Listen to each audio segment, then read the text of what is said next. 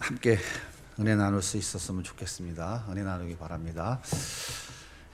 중고등부 수련회를 제가 참 수도 없이 많이 해봤는데 이번같이 재미있는 수련회는 처음인 것 같아요.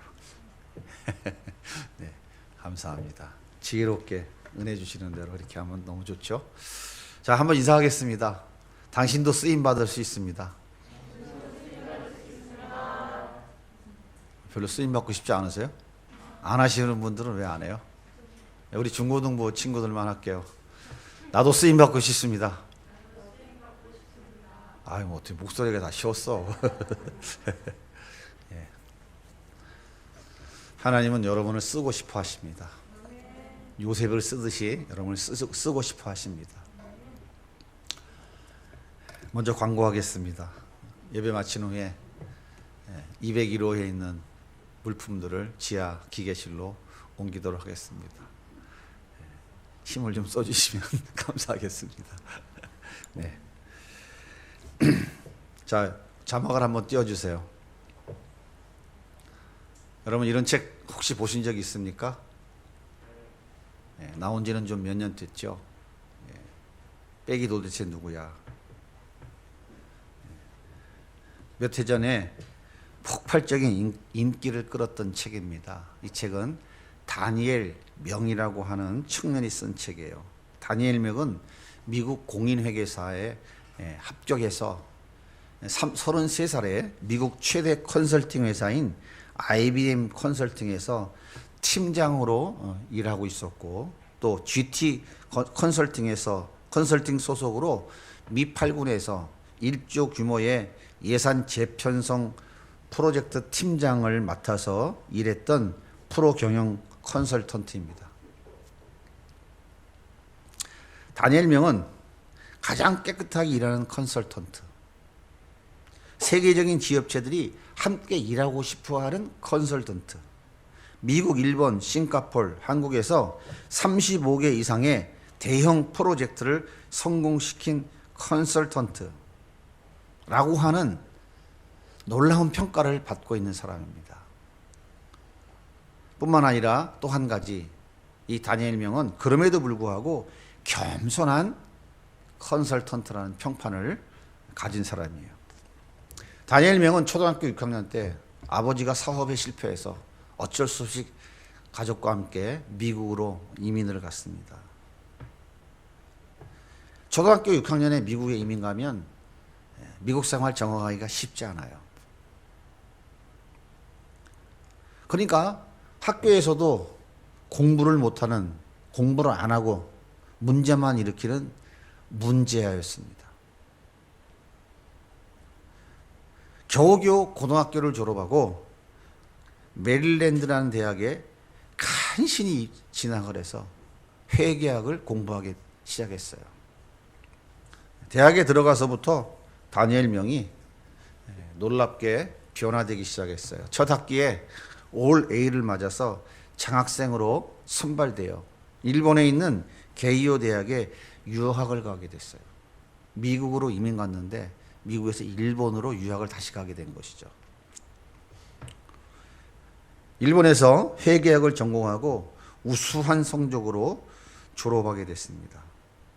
그리고 공부를 마치고 다시 미국으로 돌아와서 컨설팅 회사에 입사해서 10년 동안 초고속 승진을 거듭해 가면서 최고의 최연소의 프로젝트 매니저가 되었어요. 승승장구하는 다니엘 명을 바라보고 주변의 사람들이 너무 의아했어요. 저 친구는 뭔가 틀림없이 있다. 저 친구에게는 뭔가 틀림없이 남 모르는 대단한 백이 있을 거야. 그래서 동료들이 물었어요. 도대체 너희 백이 누구냐? 이때 다니엘 명이 이렇게 대답했어요. 하나님. 우리 가은이 백은 누굽니까? 엄마요? 아빠요? 우리 박지혜 자매 백이 누구예요? 하나님! 박수 한번 쳐주세요. 눈치라도 빨라야지, 눈치라도. 예. 정말입니까, 여러분? 여러분 백인 정말 하나님이에요? 통장이 잔거 아니고? 통장이 잔거만 좀 있어봐. 어깨 힘이 들어가지. 요셉은 형들의 미움을 받아 이집트에 팔려온 종이었어요. 그런데 노예가 당시 세계 최고의 강대국이었던 이집트, 애굽의 왕 다음과는 서열 2위의 국무총리가 되었어요. 그런데 임기 몇 년 하고 마른 것이 아니라 요셉은 죽을 때까지 총리 자리에 머물면서 하나님의 계획을 이루어가는 귀한 도구로 쓰임받을 수 있었어요. 가나안 땅에 흉년이 들어서 하나님의 착한 백성인 아브라함의 후손이 모두 굶어 죽게 생겼어요. 이때 애굽의 총리였던 요셉이 아버지 야곱과 11명의 형제들 그리고 총 70명의 가솔들을 모두 살려냈어요. 그리고 아예 그 70명을 애굽의 고센 땅, 목축하기에는 최고로 좋은 땅으로 이주시켰어요. 그리고 그곳에서 하나님이 아브라함을 통하여서 하늘의 별과 같이 바닷가의 모래알과 같이 큰 민족을 이루게 하시겠다는 그 약속을 성취하는 발판을 만드는 게 바로 요셉입니다.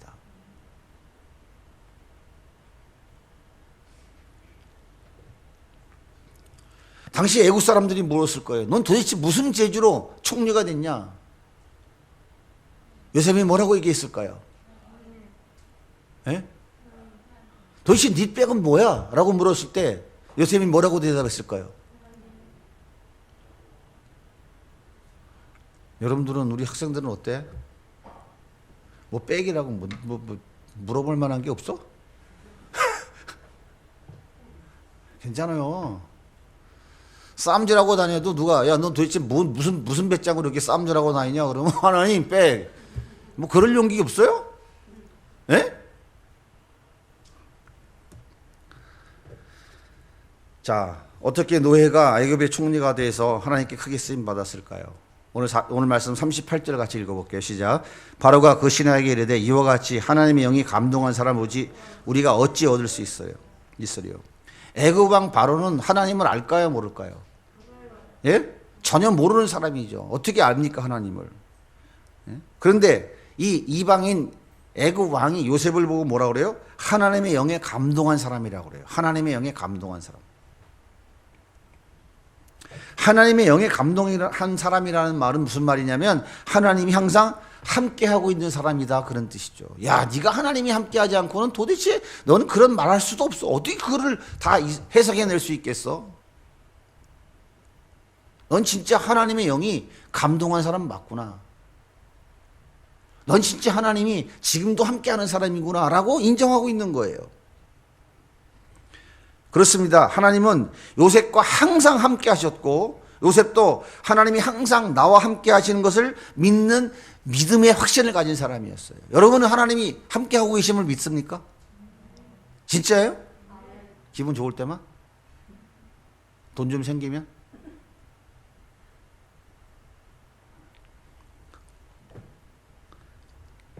요셉은 항상 하나님이 나와 함께 하고 계시다는 확신을 갖고 있는 사람이었어요. 그런데요, 이 사실은 보디발도 알고 있었다니까요. 보디발이 누굽니까? 요셉이 종살이 하던 집 주인이 보디발 아닙니까? 애굽 사람. 자, 창세기 39장 2절입니다. 시작.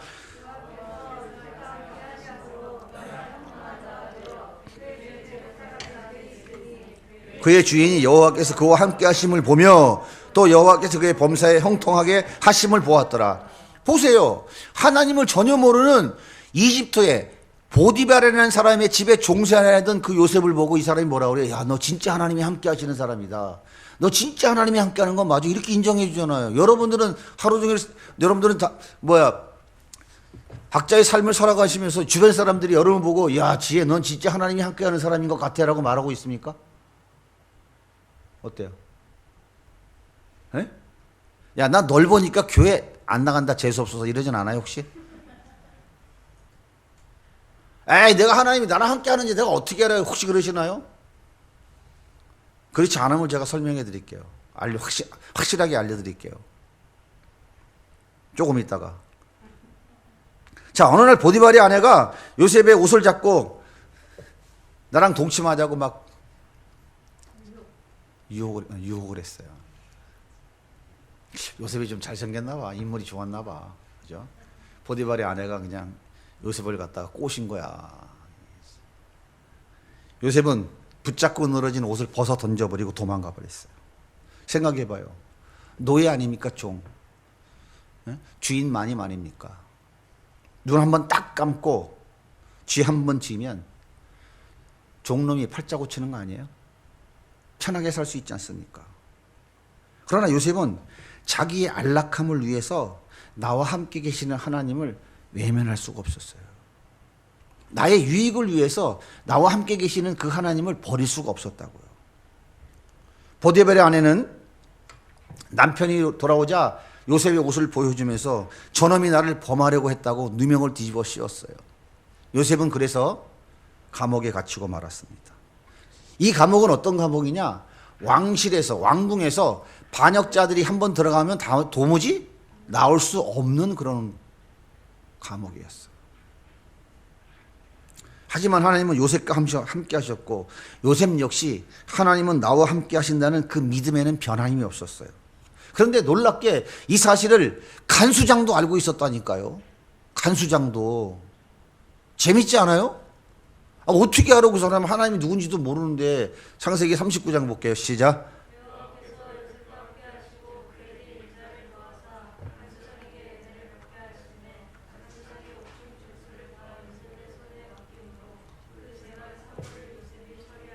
간수장은 그의 손에 맡긴 것을 무엇이든지 살펴보지 아니하였으니 그는 여호와께서 요셉과 함께 하심이라.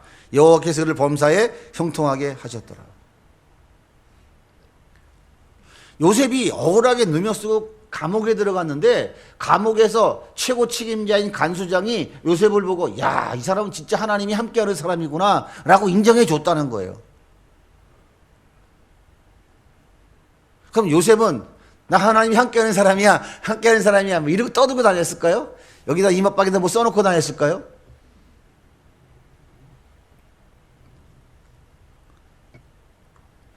어느 날 애굽의 바로 왕이 꿈을 꿨어요.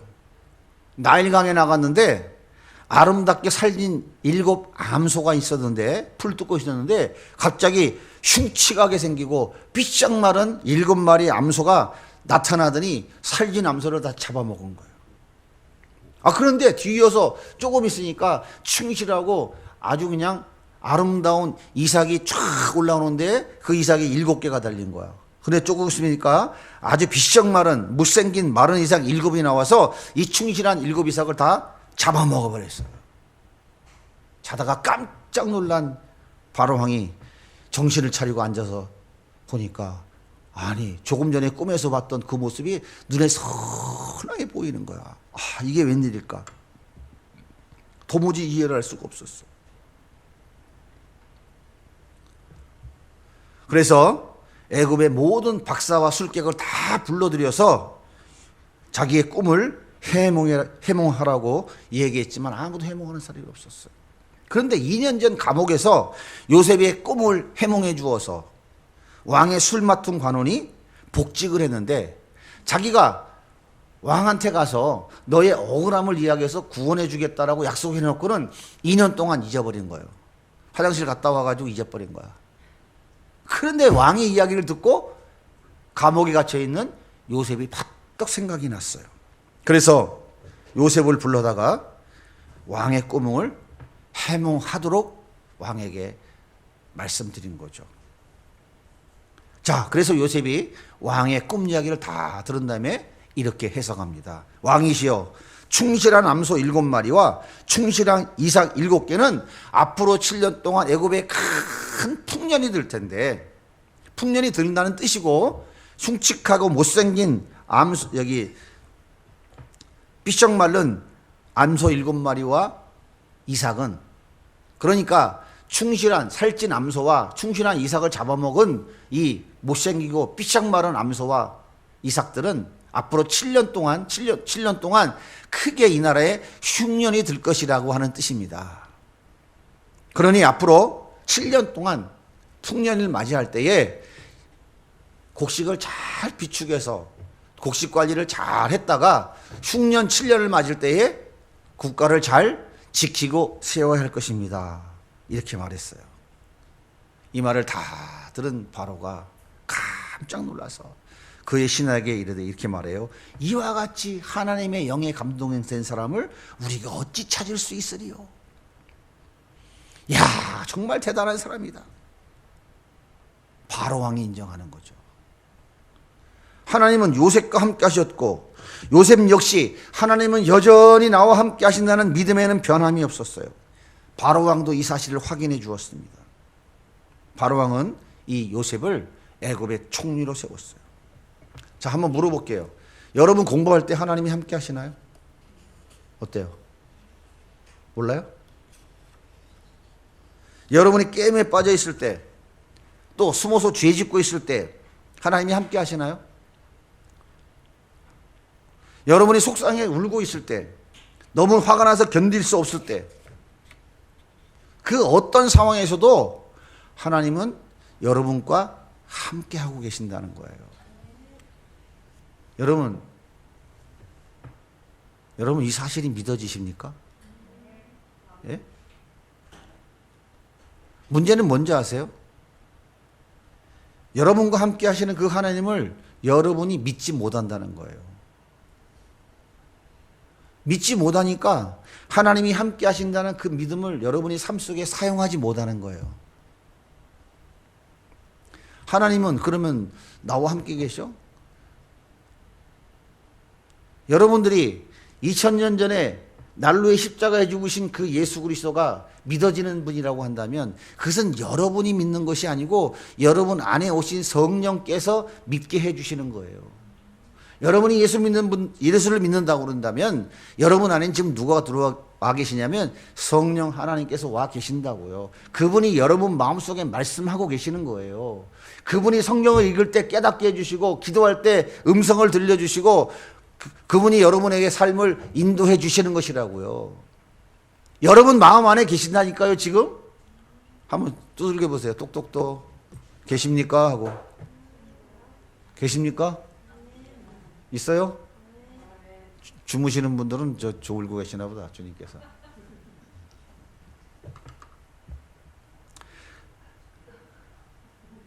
하나님이 여러분 가운데 오셔서 여러분에게 말씀하시는 그 하나님을 믿는 믿음을 여러분이 행함으로 나타내는 것, 그것이 믿음을 사용하는 거예요. 자, 보세요. 블레셋의 골리앗은 키가 얼마나 됐냐면 6규빗 한 뼘. 그러니까 3m. 키가 3m라고요. 우리나라 역사상 최고의 장신 농구선수가 누구죠? 서장훈. 2m 7cm. 서장훈이하고 골리앗하고 딱 세워놓으면 얼마나 그렇잖아요? 그건 1m 가까이 차이 난다고. 얼마나 거구인지 아시겠죠? 이 엄청난 거구에 갑옷과 투구와 창검으로 딱 무장을 하고 있는데 누가 도전하겠어요? 그런데 그 앞에 딱 지금 선 다윗은 어떤 사람입니까? 어린 소년이었어요. 양치는 목동이었습니다. 군사 훈련은 그만두고 지금까지 칼 잡고 한번 휘둘러 본 경험도 없는 소년입니다. 손에 들고 있는 것은 양칠 때 사용했던 물맷돌과 돌멩이 5개가 전부예요. 그런 다윗이 무슨 배짱으로 지금 골리앗 앞에 딱 나와 서 있습니까?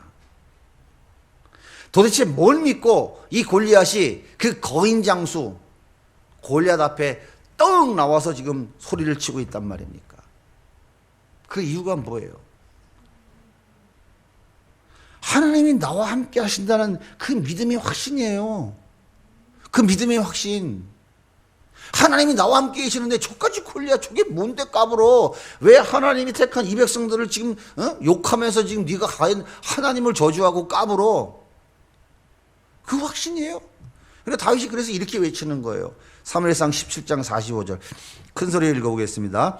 다윗이 블레셋 사람에게 이르되 너는 칼과 창과 단창으로 내게 나아오거니와 나는 만군의 여호와의 이름 곧 내가 모욕하는 이스라엘 군대의 하나님의 이름으로 내게 나아가노라. 야 골리앗, 너는 창검을 의지하고 나왔지만 나는 만군의 여호와 하나님의 이름으로 나왔느니라. 다 덤벼봐. 하나님 어디 있어요? 보여? 하나님 보이냐고. 보여 안 보여요? 기도하면 하나님 보입니까? 뭐 십자가가 보이고 피가 뚝 떨어져? 하나님 어디 있어요? 보여 안 보여? 하나님이 여러분 중심에 계신다고요. 멀리 있는 게 아니에요. 가장 가까이 있어요. 10cm도 안 떨어져 있다고. 여러분 안에 계시다고요. 여러분 안에 계시다고요. 근데 너무나 가까이 하기엔 너무나 먼 당신이지. 그분이 침 삼킬 동안도 여러분을 잊지 않고 계시다고요. 성경 그렇게 비유하고 있잖아요. 엄마는 자기가 낳은 자식이지만 화장실 갈 때 놓고 가야 돼요? 데리고 가야 돼요? 화장실 갈 때 안고 가서 화장실 가는 엄마는 아직 없는 것 같더라고. 잠잘 때 품에 끌어안고 자요? 옆에 눕혀놓고 자요? 근데 우리 하나님은 뭐라 그래요? 내 손바닥에다 내 이름을 기록해놓고 있고 침을 꿀떡 삼키는 시간이 얼마 걸릴 거예요? 한번 해보세요. 하나, 둘, 셋. 몇 초 걸렸어? 예? 0.1초? 그 짧은 순간도 내가 너를 잃어버리지 않고 있다고 말씀하시는 분이 하나님이시라고요. 그 하나님이 여러분과 우리 가은이와 함께 계시면 믿어요? 어때? 우리 현아는 어때? 예? 현이는 또 어디 갔어? 은성이 어디 출장 갔어? 고원이 어디 갔어? 고원이 어때? 그 하나님 믿으십니까?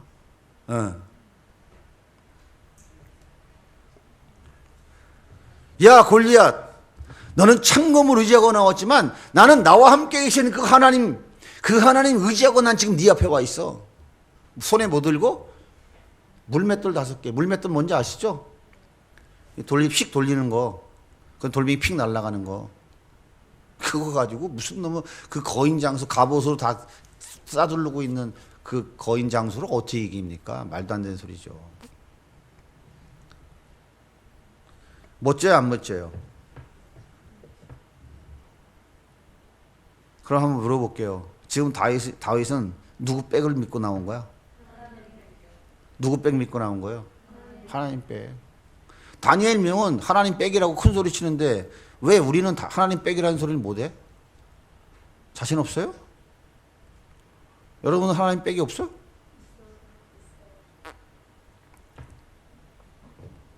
다윗의 물맷돌은 골리앗의 이마에 정확하게 맞았고 골리앗은 그 자리에 쓰러졌어요.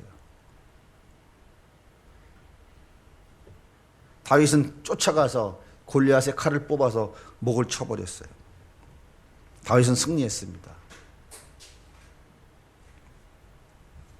다윗은요, 하나님이 나와 함께 하시는 하나님이, 내가 양을 치고 양들을 보호할 때, 내가 사자와 싸우고 늑대와 싸울 때 나를 지켜주신 하나님, 그 하나님은 내가 골리앗과 싸울 때도 동일하게 나를 지키시고 함께 하신다는 그 믿음의 확신이 있었어요.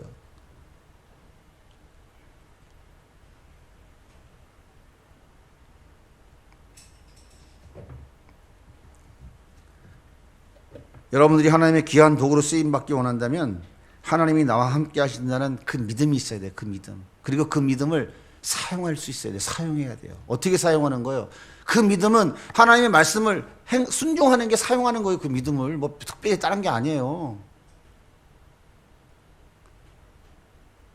자, 한번 물어보겠습니다. 2000년 전 예수님께서 저 갈보리 언덕 십자가 위에서 내 죄를 대신 갚아주시기 위해서 죽으셨다는 그 사실이 믿어지십니까? 잘 대답하세요. 그래서 내가 영원한 지옥 불못에 건진받았고 하나님의 자녀가 되었고 하나님의 나라를 유산으로 받았다는 사실이 믿어지십니까? 어떻게 말도 안 되는 이 사실이 믿어졌을까요? 예? 어떻게 말도 안 되는 이 사실이 믿어져요? 성령께서, 그 성령 하나님께서 창세전에 선택한 하나님의 자녀들, 그 완악하고 도저히 믿지 못하는 그 심령을 성령께서 강하게 깨트리고 들어오셨다니까요. 여러분 심령을 다 깨트리고 들어오신 거예요. 생각을 해봐요. 여러분들이 그 믿으라면 믿을 수 있겠어요? 그래서 그 사실이 믿어지게 해주신 거라고요. 그 놀라운 사실이 믿어지는 믿음을 주셨다고요. 그 믿음도 은혜로 선물로 주신 거라고요. 따라서 여러분이 구원받았다고 하는 사실이 믿어진다면 여러분은 한 사람도 예외 없이 하나님이 함께 하고 계시는 분이에요. 배사원 형제 그렇게 믿습니까? 우리 송가은 자매 그렇게 믿습니까? 고은 학생 우리 고은이 그렇게 믿어요? 근데 어떻게 다 이렇게 너무 고기를 많이 먹여서 기분들이 없어. 아멘 이렇게 좀 박력 있게 못해. 누가 한번 시범을 보여볼래? 심민정 선생님 그렇게 믿으십니까? 그렇지 이렇게 좀 해. 정말. 그럼 우리 은성이가 그렇게 할 수 있을 것 같아. 자, 우리 은성이 그렇게 믿어지십니까?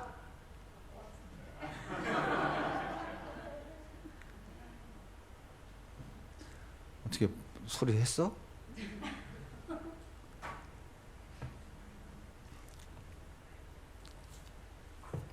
문제는 그 하나님이 나에게 말씀하시는 것을 내 삶에 의지적으로 나타내고 있지 않기 때문인 거예요. 다시 말해서 하나님의 말씀을 듣고 행하지 않기 때문이에요. 즉 믿음을 사용하지 않는 거예요. 왜 그럴까요? 손해볼 것 같으니까. 쪽팔릴 것 같으니까. 그렇죠. 내 생각대로 해보세요. 잘 됩니다, 처음에는. 그래서 가지 잡고 이런 거 커져요. 더 잘 될 것 같거든요. 질르는 거예요. 그때 이제 가는 거지. 하나님이 얼마나 약으신 분인데 우리한테 당할 것 같아요? 한 방에 그냥 보내시는 거지. 그래 놓고는 아이고 이게 아닌데. 근데 정신 차리고 나면 또 잘하느냐? 안 그래. 잠깐 그러지. 조금 지나면 또 그냥 헬렐레 해가지고.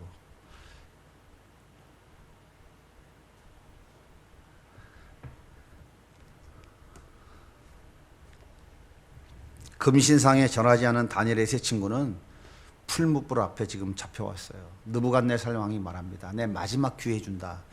신상에 절해라. 그렇지 않으면 너 저 풀무불에 집어넣겠다. 여봐라. 평소보다 풀무불을 7개나 더 뜨겁게 떼라. 이때 다니엘의 세 친구가 뭐라 그래요? 우리는 절할 수 없습니다. 당신이 우리를 저 불 속에 풀물 속에 집어넣으면 하나님이 우리를 살려주실 것입니다. 그러나 그리하지 아니하신다 할지라도 나는 그 하나님께 감사합니다. 나 못해 이놈아. 하나님이 나와 함께 계심을 확신하고 있는 거예요. 그래서 어떻게 했어요? 느부갓네살이 승질나니까 새 놈을 집어 던져서 풀물 속에. 그런데 아니 보니까 3명을 집어넣는데 거기 4명이 손에 손을 잡고 덩실덩실 풀무불에서 춤을 추고 있는 거야. 무슨 얘기입니까? 하나님이 직접 그 풀무불 속에 오셔서 그들 넷을 붙잡고 보호하고 계신 거예요.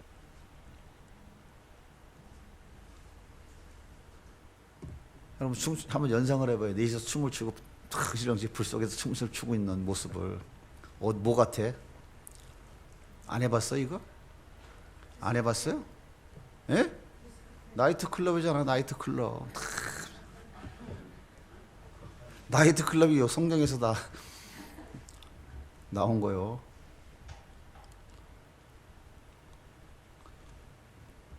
에스더는 자기 민족 유대인들이 하만의 계계로 모두 죽음을 당할 위기에 처한 것을 알았어요. 이 억울한 사연을 왕에게 가서 보고해서 왕의 도움을 청해야 되는데 당시에 왕이 왕비를 부르지 않으면 그냥 부르지 않는데 왕비가 왕 앞에 나가면 그냥 죽는 거예요. 어디 감히 왕이 안 부르는데 왕비가 나와.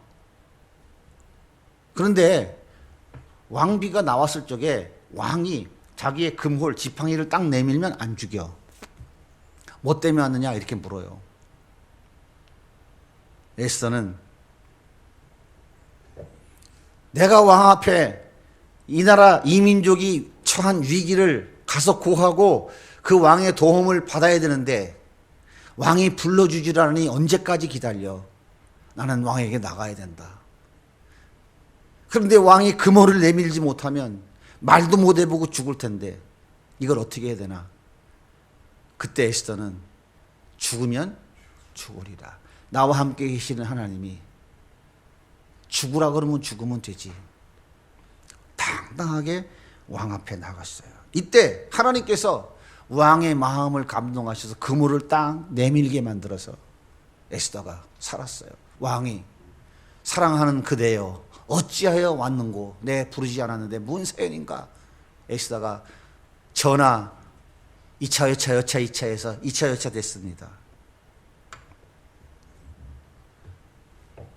하나님은 에스더를 통해서 하만의 계획에 다 죽을 이스라엘 백성들을 살려놓으셨어요. 나와 함께 계시는 하나님 그 약속의 말씀을 붙잡고 나와 함께 계시는 그 하나님의 말씀을 붙잡고 믿음을 사용한 거예요. 행동에 나선 거예요.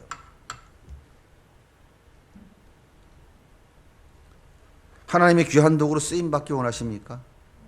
하나님이 나와 함께 하심을 믿고 그 믿음을 여러분 삶에 사용하세요. 사용하시라고요. 근데 잘 안 되죠? 예? 그래서 하나님이 훈련을 시킨다고요. 그 믿음, 우리 모두가 가지고 있는 그 보편적이고 그 객관적인 믿음을 주관적이고 체험적인 믿음으로 하나님이 만들어 가신다고요. 그래서 그 찌질한 아브라함, 지 마누라 2번이나 팔아먹은 그 찌질한 놈, 그 아브라함이 100세에 낳은 아들 이삭을 하나님께서 모리아산 번제단에 드리라니까 어떻게 해요? 군말도 안 하고 청 내놓는 이 믿음의 사람으로 하나님이 결국은 만들어 놓으신다고요. 그 믿음의 사람으로 만들어 놓는 방편이 뭐라고요? 그게 바로 고난이라고요.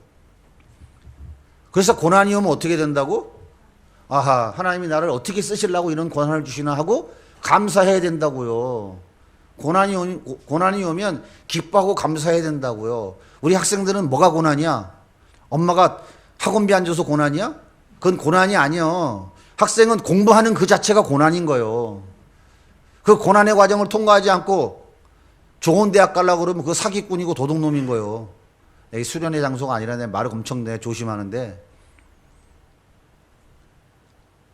그러니까 최선을 다해서 열심을 다해서 학생은 공부해야지.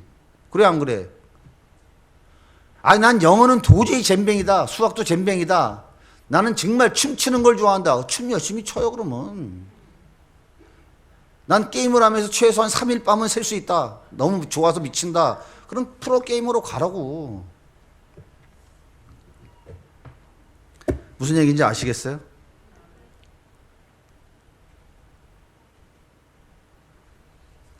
요셉은요, 하나님이 나와 함께 계신다는 그 믿음 가지고 자기가 해야 될 일을 절대 소홀히 하지 않았다니까요. 자기에게 주어진 환경에서 최선을 다했다니까요. 그런데 우리 너무나 많은 우리 학생들이 믿음만 있으면, 예수만 잘 믿으면 공부 안 해도 뭐 굉장히 뭐 성적이 잘 나올 거로 착각을 하는데, 그게 바로 미신이요, 미신. 아시겠어요? 윤영만, 그래 안 그래? 에? 이번에 성적이 별로 안 좋아 장학금 조금밖에 못 받는다 그러고. 왜 그러냐 했더니 뭐 코로나 때문에 뭐 너무 뭐 보편화가 됐다 어쨌다나 헛소리를 삐삐 하더라고. 아 내가 그래서 코로나는 그럼 뭐 코로나 안 올 때는 그럼 다 똑같은 조건이지 코로나 왔으니까 다른 조건은 아니잖아, 그지?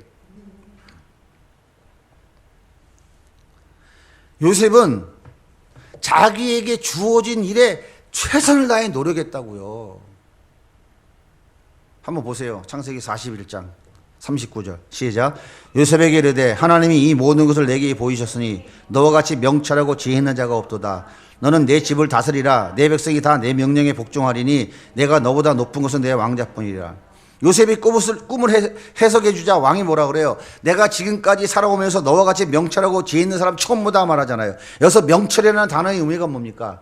깨닫는다, 이해하다 그런 뜻이에요. 그런데 이 단어는요, 단순히 깨닫고 이해하는 그 지식을 소유하고 있는 것만이 아니라 그것을 사용하는 법도 안다 이런 뜻이에요. 깨닫고 이해한 지식을 소유할 뿐만 아니라 그 지식을 어떻게 잘 사용할 수 있는지 하는 그 법도 잘 알고 있다는 말이에요. 그 지식을 잘 사용하는 것, 그게 바로 지혜잖아요. 이것을 총명한 사람, 탁월한 사람이라고 그러는 거예요. 자, 예를 들어 한번 설명해 볼게요. 명절에 시골에 부모님을 뵈러 고향에 갔어요. 마을 느티나무 앞에 앉아있던 한 할아버지가 지나가는 보람이를 보고 그럼 참 똘똘하게 잘생겼네. 그러시면서 하는 말씀이 넌 누구네 집 자손이냐? 내 할아버님 네 아버님 함자가 뭐냐? 그럼 보람이 어떻게 대답해?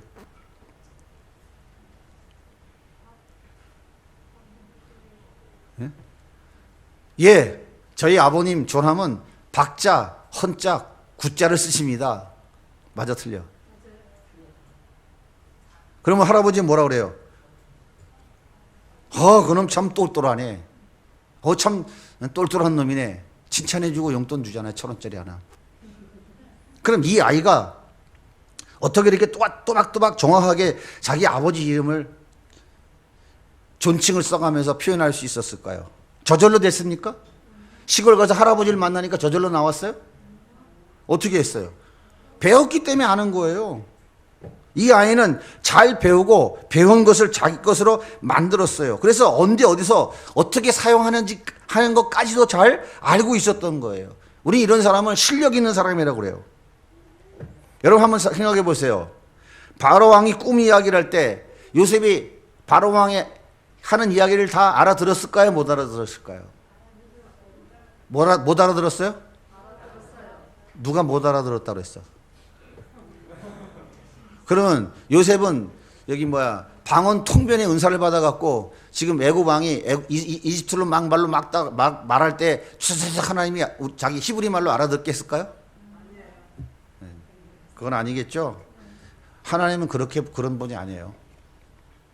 물론 때에 따라 그럴 수도 있겠죠. 자, 히브리인 요셉이 이집트 말을 애굽 말을 아니까 알아들었겠죠. 알아들었으니까 애굽 왕이 알아들을 수 있는 애굽 말로 이집트 말로 해석을 해서 설명해 줬을 거 아니에요. 그러니까 알아들은 애굽 왕이 참 너 대단한 놈이다 이렇게 칭찬을 한 거 아닙니까? 어떻게 알아들었어? 예? 어떻게 알아들었어요? 어떻게 알아들었냐고요? 생각해 보세요. 통역을 했을까요? 통역했으면 성경에 통역을 했다고 얘기할 텐데 통역 안 해. 그런 말 없잖아요. 요셉은요, 히브리인이지만 애굽 말도 이집트 말도 유창하게 할 수 있는 실력을 갖춘 사람이었다고요. 요셉이 보디발 집에서 뭐 했습니까? 가정총무했어요. 가정총무는 뭐 하는 거냐면 그 집의 종들 중에서 가장 똑똑하고 가장 신실하고 믿을 수 있는 사람 한 사람을 뽑아서 그 주인의 재산 관리인으로 쓴 것이 바로 가정총무예요. 보디발이 요셉을 불러서 요셉아 오늘 삼성마을에 저 상가들 다 내 건지 알지? 예. 가서 내가 장부 줄 테니까 월세 다 받아와라 하고 요셉에게 장부를 줬단 말이에요. 요셉이 오늘 전기요금 내는 날이라고요? 알았습니다. 은행 갔다 올게요. 그럼 맞아야 돼, 안 맞아야 돼? 여러분이 주인이라면 그런 사람한테 가정총무 시키겠어요? 그럼 요셉이 말을 알아들었을까요? 못 알아들었을까요? 알아들었겠죠? 자, 생각해 보세요. 애굽 히브리인 종인 요셉이 어떻게 애굽 사람 보디발의 말을 다 이렇게 알아듣고 그 일을 척척척 해낼 수 있었을까요? 어떻게 노예로 팔려온 사람이 애굽 말을 유창하게 구사할 수 있었을까요? 에이 목사님 하나님이 함께하는 사람인데 뭐 그 정도도 못합니까? 입만 벌리면 하나님이 안에서 그냥 쭈르르르 다 나오는데? 따라서 해보세요. 따라서 해보세요. 그거는 미신이다. 기독교는 그런 종교가 아니에요. 제발 부탁인데. 우리 교회는 그런 분이 안 계시겠지만. 내가 밤새 어젯밤 철야를 했어. 그때 하나님께서 그냥 특별한 은혜를 베풀어 주셔갖고 갑자기 그냥 막 애굽 말이 그냥 줄줄줄 나오는 거야. 고은이 어떻게 그렇게 되던가? 안 하니까 영어 점수가 안 나오는데 열심히 하니까 영어 점수가 좀 많이 올라갔지? 그런 거야. 가온이 어때? 에?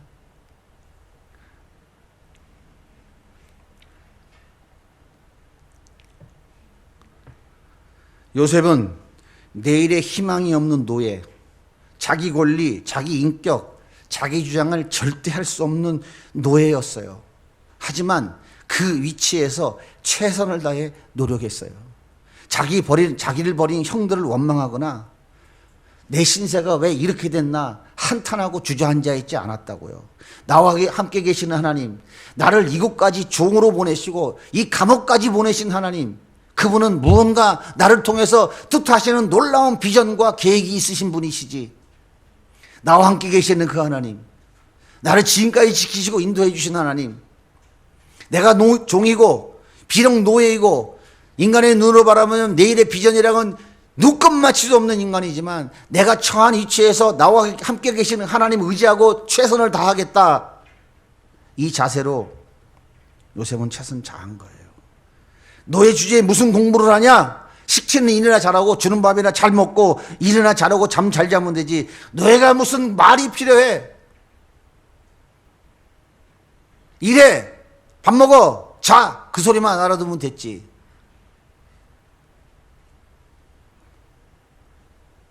하지만 요셉은 스스로 포기하지 않았어요. 최선을 다해 열심히 공부했어요. 그래서 보디발의 말을 알아들을 수 있었던 겁니다. 예수 믿는 여러분, 우리 학생들, 영어책 앞에 두고 열심히 기도하면 영어가 술술 나와요? 40일 금식해봐요. 영어가 나오긴 나올 수 있어. 배가 고파가지고. 근데 그건 영어가 아니고 헛소리지. 아무도 못 알아들어. 영어책 앞에 두고 믿습니다, 믿습니다. 밤새 해봐. 100번, 1000번 해봐. 절대 영어 안 돼요. 공부해야 됩니다. 열심히 펴놓고 공부해야 돼요. 어떻게 공부해요? 내가 하루 영어 단어 100개씩 안 해오면 밥을 안 먹겠다. 이런 각오를 가지고 어금니를 깨물고 영어 사전을 찢어가지고, 옛날에 다 그렇게 공부했잖아. 찢어가지고 씹어가면서 그런 결단을 가지고 공부해봐. 그렇게. 먹을 거 다 먹고 놀 거 다 놀고 핸드폰 가지고 맨날 앉아가지고 어휴 속 터져. 남들은 잘 거 안 자고 먹을 거 안 먹고 최선을 다해 노력하고 앉았는데, 하나님을 믿는다는 사람이, 하나님이 내 백이라고 하는 사람이 앉아가지고 맨날 앉으면 게임이라고 앉았고 뭐 그래놓고 맨날 돌아서 가지고 뭐 선생님이 마음에 안 든다는 둥, 뭐 학원이 너무 꼬랐다는 둥, 무슨 뭐 우리 엄마는 돈이 없다는 둥, 뭐 어쩌고 저쩌고. 요셉은 자신의 신분이 노예이기 때문에 포기하지 않았어요. 열심을 다 이튿말 배웠어요. 그리고 하나님이 감옥에 집어넣으니까 감옥에 누가 들어와요? 왕실에, 왕궁에서 다 왕을 보좌하던 대신들 아닙니까? 이런 사람들이 와가지고 왕에서 나라를 위해서 정치, 경제, 사회, 문화 얘기하는 거 다 듣고 다 공부한 거예요. 애국말 안 배웠어, 공부 안 했으면 그 모든 것들 감옥에서 배울 수 있었겠어요? 그거 배우지 않았으면 총리가 될 수 있었겠느냐고요.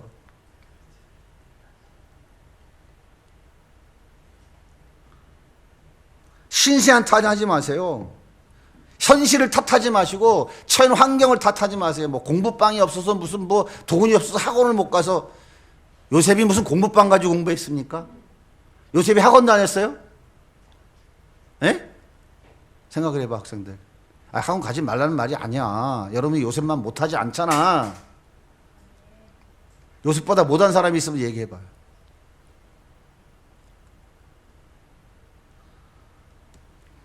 환경 탓하지 말고, 부모 탓하지 말고, 돈 탓하지 말고, 자기의 주어진 환경에서 최선을 다하시기 바랍니다. 여러분이 잘할 수 있다고 생각하는 게 뭐예요? 여러분이 정말 하고 싶은 것이 뭡니까? 내가 지금 몇 가지 예를 들 테니까 해당되는 사람 손 들어봐요. 축구가 너무 좋아가지고 오늘 비가 쏟아지고 있어. 야, 축구장 가서 축구해야 되는데 안 되겠다 하고 일어나서 아침에 여기 와가지고 운동장에다가 비늘을 깔아본 사람 있어? 나 이 얘기 듣고 나 깜짝 놀랐어. 여러분 중에 있어요, 없어요? 축구 그냥 취미로 해.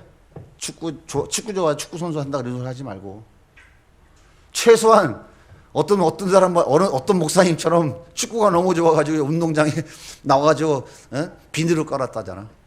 비 맞으면 안 된다고. 게임하면서 최소한 3일을 꼬박 앉은 자리에서 밤을 새워가면서 게임 해본 사람 있어? 난 게임이 너무 좋아. 사기치지 마.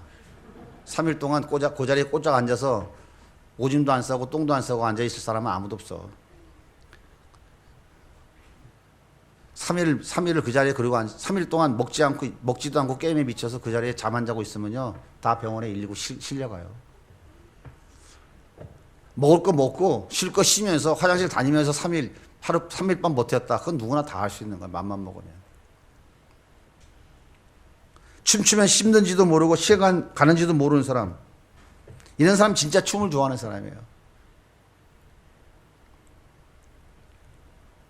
새로운 것을 보면 뜯어보지 않고는 막 직성이 안 풀려서 이거 결국은 뜯어가지고 다 망가뜨리는 이런 사람들 있어요? 과학자 자질이 있는 사람이죠. 무엇이든 괜찮아요. 꼭 공부 잘해갖고 수능 100점 만점 맞으라는 얘기가 아닙니다. 왜 그러냐면 하나님이 다 똑같이 달란트를 주신 게 아니거든요. 어떤 사람은 공부를 더 잘할 수 있는 머리를 주셨고 어떤 사람은 예술을 더 잘할 수 있는 머리를 주셨고 여러 가지 하나님이 각자에게 맞는 것들을 다 골고루 하나님이 공평하게 주셨다고요.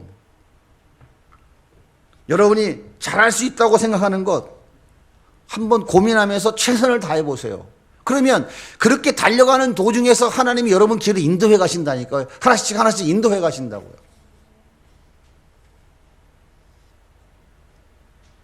창세기 41장 40절 바로왕이 요셉에게 이렇게 말합니다. 시작. 너는 내 집을 다스리라. 내 백성이 다 내 명령에 복종하리니 내가 너보다 높은 것은 내 왕자뿐이니라. 노예였던 요셉이 감옥에 갇혀 억울한 옥살이 하던 이 요셉이 세계 최대 강대국 서유 2위 국무총리의 자리에 올랐잖아요. 자, 한번 여러분에게 물어보겠습니다. 여러분이 대한민국의 왕이라고 생각해 보세요. 대한민국의 대통령이라고 생각을 해보세요. 자, 국무총리를 지금 뽑아야 돼. 예? 뽑아야 되는데, 이 나라를 위해서 국무총리를 세워야 돼. 근데, 해몽 잘하는 사람을 국무총리로 세우시겠습니까? 근데 어젯밤에 꿈을 꿨는데, 안복순 권사님이 와가지고 꿈을 해몽을 딱 해준 거야.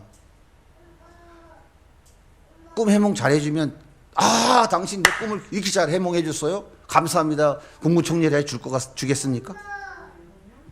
어떻게 생각해요? 요셉이 꿈 해몽을 잘해서 국무총리 된 게 아니에요, 여러분. 꿈 해몽을 잘하면 뭐 하면 돼요? 그렇지, 옆에가 돗자리 깔면 되지.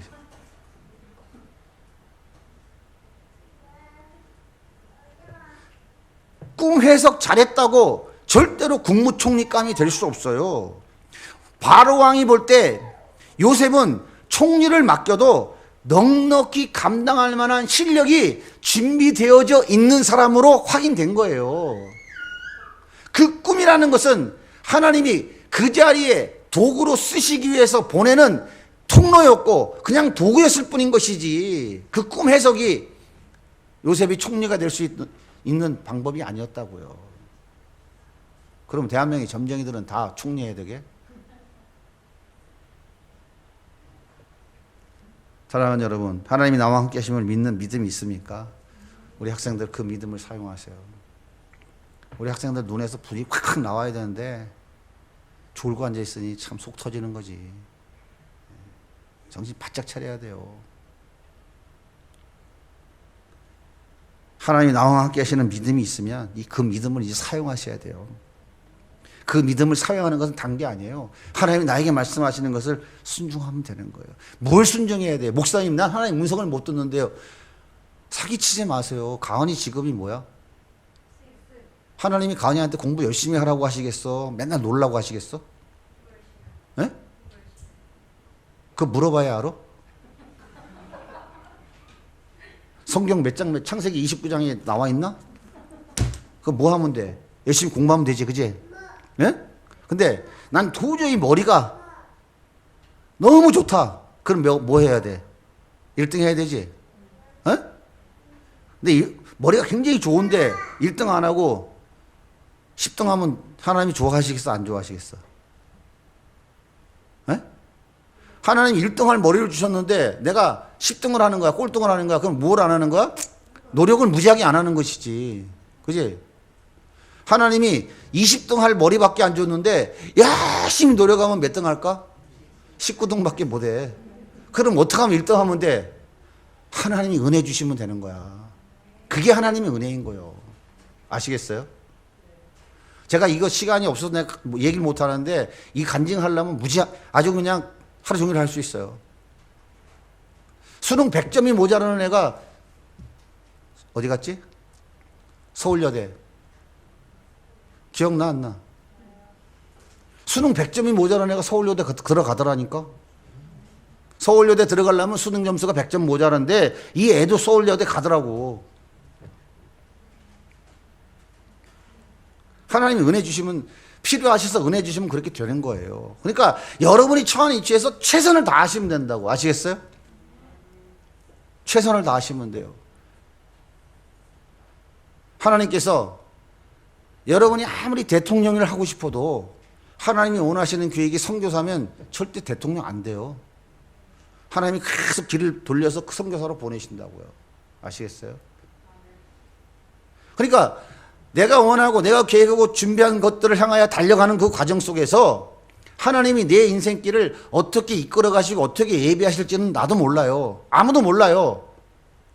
그때그때 인도하실 따라 가면 돼요. 하나님이 길을 여시니까. 근데 문제가 뭐냐면 내가 꼭 이거 하고 싶었는데 자기의 인생의 목표를 부여잡고 몸부림치고 있으면 하나님이 계획하시는 길을 못 따라간다 이 말이에요. 여기서 넘어지는 사람들이 너무너무 많이 있어요.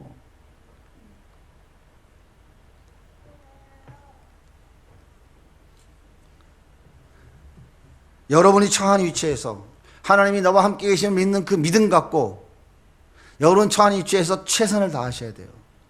최선을 다해야 돼요. 아시겠죠? 최선을 다하시면 돼요. 부모 탓하지 말고 환경 탓하지 말고 가장 멍청하고 미련한 사람인 거예요. 누구 탓하는 거. 하나님이 나와 함께 계시는 믿음을 가진 사람이 누구를 탓합니까? 무슨 환경을 탓해요?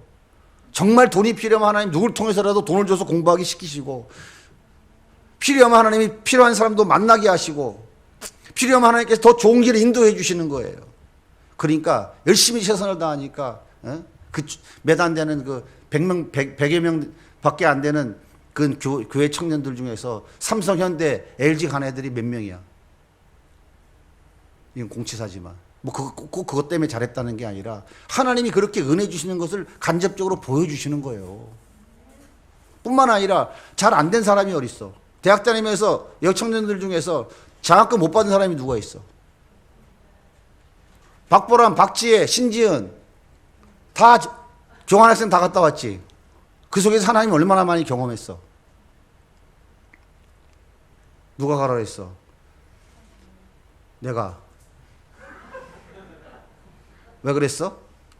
좁은 구석에서 티격태격 싸우지 말고 넓은 세상 좀 가서 좀 보고 오라고. 우리 학생들도 마찬가지야.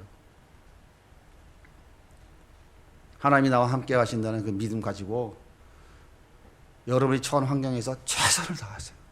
아시겠죠? 수능 9등급도 수능 1등급 대학 보내시는 게 하나님이야. 내가 누구라고 말은 못하지만 진짜